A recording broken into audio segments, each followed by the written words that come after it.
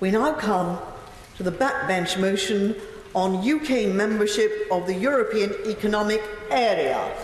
Mr. Stephen Kinnock to move the motion. EEA membership offers a sensible and workable transition out of the European Union, a bridge rather than the potentially catastrophic cliff edge of exiting on WTO terms.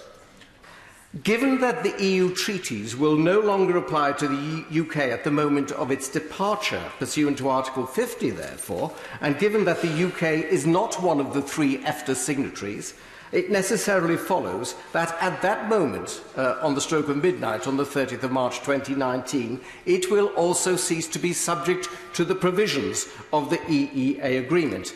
In other words, for all practical purposes, British membership of the EEA will fall. It will remain a contracting party to the agreement, indeed, but the agreement will, under the terms of the EEA agreement itself, cease to apply to it. I say to the honourable gentleman that this isn't a last-gasp attempt. This is the start of a fight to develop a form of Brexit which doesn't crucify our economy. Madam Deputy Speaker, the question of whether and how the UK should leave the European Union has dominated British politics for the last 2 years. Government is paralysed by the enormity of the task, and the public are left struggling to make sense of what is going on. The Norwegian government commissioned a study into the impact of the EEA, and the study found that Norway implements, and I quote, approximately 3/4 of substantive EU law and policy.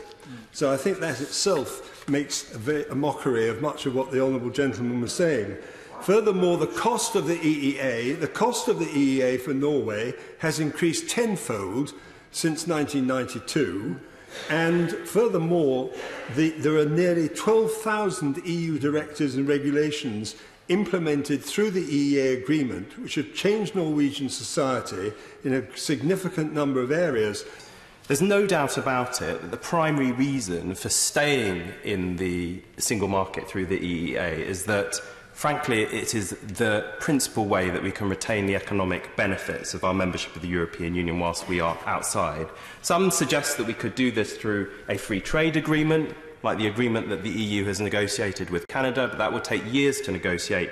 And of course, it essentially touches on goods, whereas 80% of the British economy is made up of services, as my honourable friend behind me has just said.